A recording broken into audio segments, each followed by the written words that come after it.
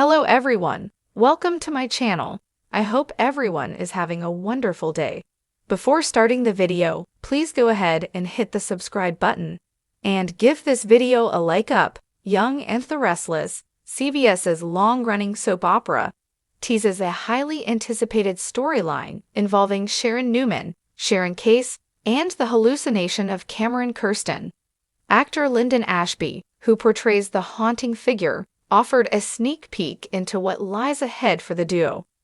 The plot centers around Sharon's mental health journey, and Cameron serves as a voice for Sharon's unspoken fears and suppressed desires. However, Cameron's influence may prompt Sharon to act out of character, so this may stir up trouble in Genoa City. In the mix of potential drama is the link between Sharon's late daughter, Cassie Newman, and Cameron. The hallucination suggests a common thread between the two, causing discomfort for Sharon. Other characters like Faith Newman, Rhea Lancaster, Daniel Romalotti, Michael Graziadei, and Lucy Romalotti, Lily Brooks O'Brien, may find themselves in Sharon's path as she navigates her mental crisis on Young and the Restless.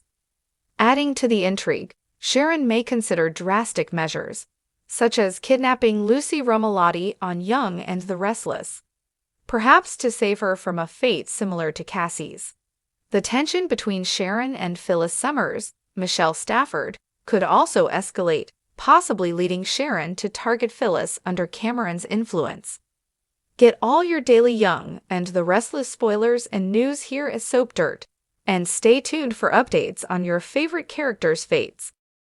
In the sultry heat of a Genoa City summer, shadows moved in places where light should have reigned. Sharon Newman had felt it first, a whisper in her chest, a ripple of unease on what should have been calm waters. She knew what it meant. Cameron Kirsten was back. Since his reappearance, Cameron had threaded his way through her life like a toxin, unseen at first, but deadly. The calls started quietly. Then came the notes, slipped into Crimson Light's menus, folded neatly into Faith's school reports. It wasn't long before she saw him, standing on the corner outside her cafe, in that tailored suit, smirking like the devil who knows he's already won. What started as veiled threats soon became demands.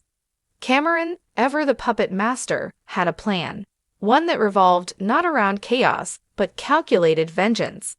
And Sharon, exhausted from years of trauma, loss, and trying to rebuild a life that others kept breaking, found herself walking a razor's edge. Because, Cameron whispered, "You and I, we have unfinished business. And I want you to understand how easily your world can burn."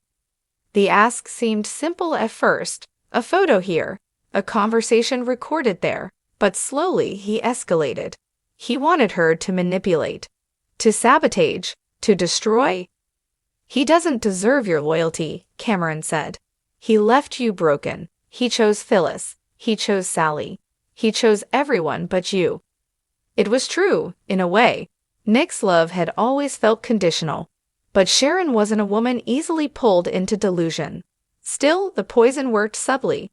She found herself watching Nick differently, questioning his motives, seeing betrayal in gestures that once meant comfort. Next, he pointed to Victoria. "She's grown smug, hasn't she?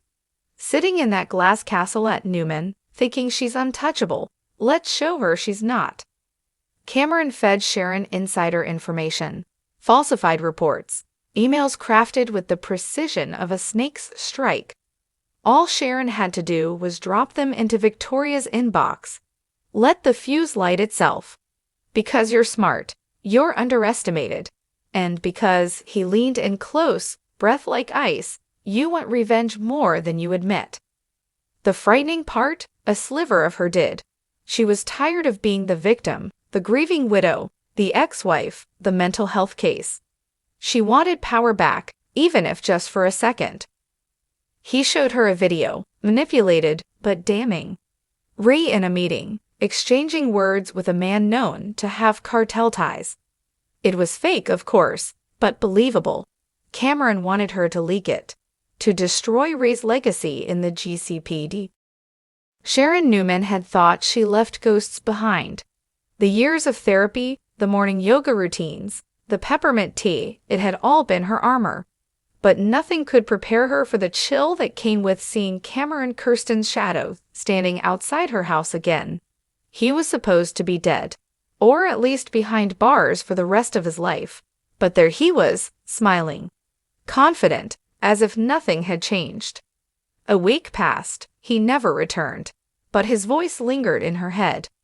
The way he used to whisper twisted logic, manipulate emotion, turn strength into confusion. She kept the lights on at night. She triple-checked the locks. She even told Mariah, who offered to stay, but Sharon insisted she'd be fine. Cameron didn't force his way into her life. That would be too easy. Too crude. Instead, he spoke like an old friend, one who remembered every mistake she'd ever made and could recite them back with a therapist's precision. "You've been the victim too long, Sharon," he told her. "You're smarter than they give you credit for, stronger too, but you let them clip your wings." She tried to fight it. She told Ray's photo on the mantle that she would never go down this path again, that she wouldn't be used. Inside, photos, dossiers, secrets, of everyone who had ever hurt her. Every betrayal, every lie. Nick, Victor, Phyllis, even Faith. Cameron knew where all the bodies were buried, and now, so did Sharon. Sharon never forgot the fire between them, how Phyllis had always danced around Nick like a flame, burning Sharon every time she got too close. The file on her was thick, hidden bank accounts, past manipulations, a long-forgotten deal with Tucker McCall that could land her in jail. She did, and the next day, Phyllis was being questioned by the SEC. Genoa City buzzed with speculation. Sharon watched the news with the same thrill she used to get from strong coffee. Cameron became her confidant again, her partner in quiet chaos. He never lifted a finger, but he always knew exactly what button to push. Next was Chelsea. Cameron called her the guilt sponge of Genoa City, always wounded, always needing redemption. Sharon had tried to forgive her for the past, but the resentment simmered beneath the surface.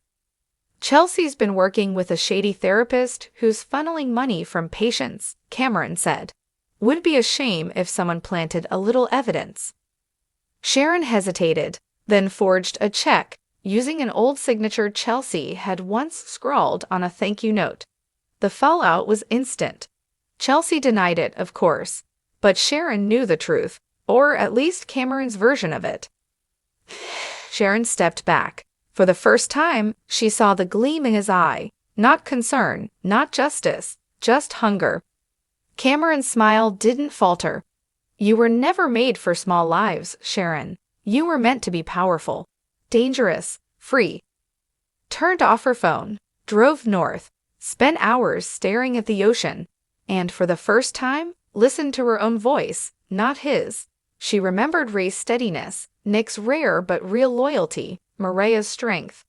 She met Cameron in the greenhouse. He'd always liked the plants. Said they reminded him of her, fragile on the outside, but full of venom if you touched them wrong. Before he could react, the door behind him slammed. Nick, Chance, and Kevin stepped out, guns drawn. Hidden mix, full confession, everything he'd done, everything he'd said. Caught.